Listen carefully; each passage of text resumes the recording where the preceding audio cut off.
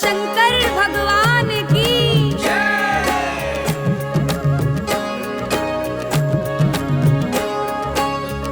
बोले नीलकंठ भगवान की।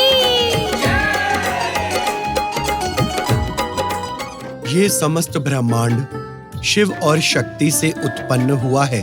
जब इस संसार में कुछ नहीं था तब भी शिव थे, और जब कुछ नहीं होगा तब भी शिव ही होंगे।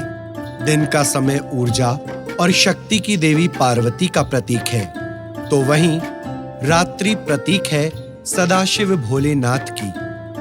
वर्ष भर की सभी शिवरात्रियों में महाशिवरात्रि को विशेष कहा गया है। महाशिवरात्रि शब्द 3 शब्दों से मिलकर बना है। इसमें महा का अर्थ है महान, शिव हमारे देवता हैं, और रात्रि का अर्थ रात है। इन तीनों शब्दों का सीधा मतलब है शिव को समर्पित महारात्रि। महाशिवरात्रि की पूजा में विशेष रूप से 8 प्रहर की पूजा का विधान होता है, जैसे पूर्वाह्न, मध्याह्न, अपराह्न, सायंकाल, प्रदोष, निशित, त्र्यामा एवं उषा।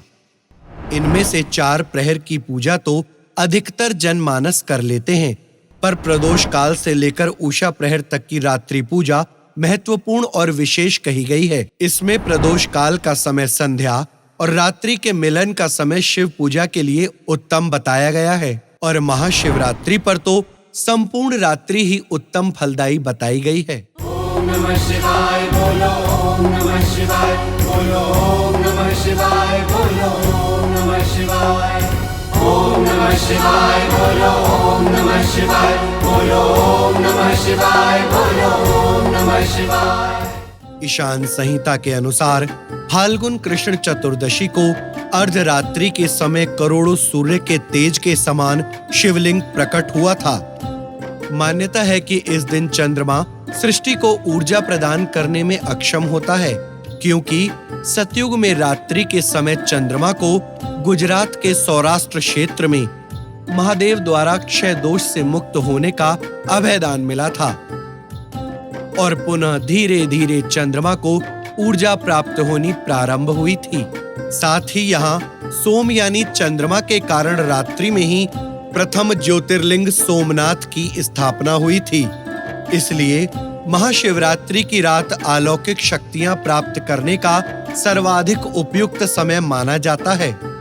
वेद पुराणों के अनुसार महाशिवरात्रि पर शिव और शक्ति के एकाकार स्वरूप की पूजा का विधान बताया गया है।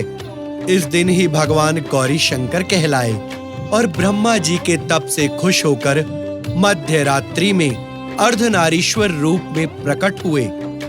शास्त्र कहते हैं कि महाशिवरात्रि की रात ही भगवान शिव ने तांडव नृत्य किया था।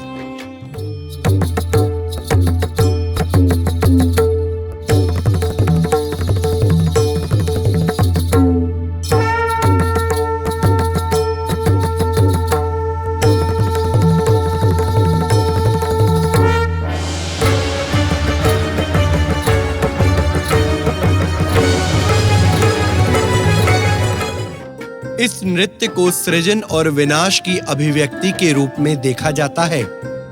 धार्मिक मान्यताओं के अनुसार इस दिन रात भर जागकर शिव और शक्ति स्वरूपा माता पार्वती की आराधना करने से भक्तों पर शिव पार्वती की विशेष कृपा होती है।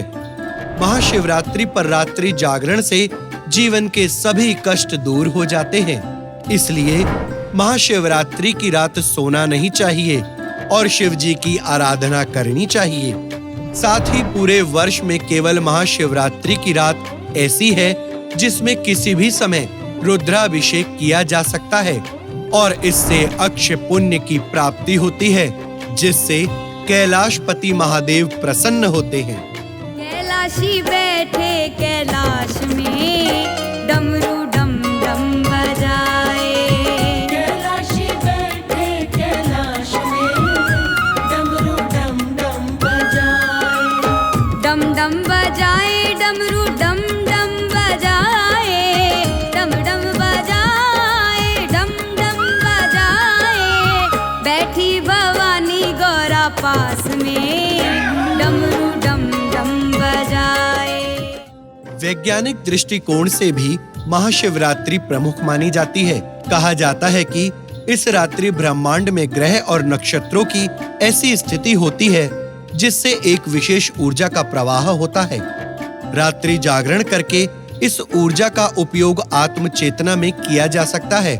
आध्यात्मिक रूप से बात की जाए तो प्रकृति इस रात मनुष्य को सीधे परमात्मा से जोड़ती है।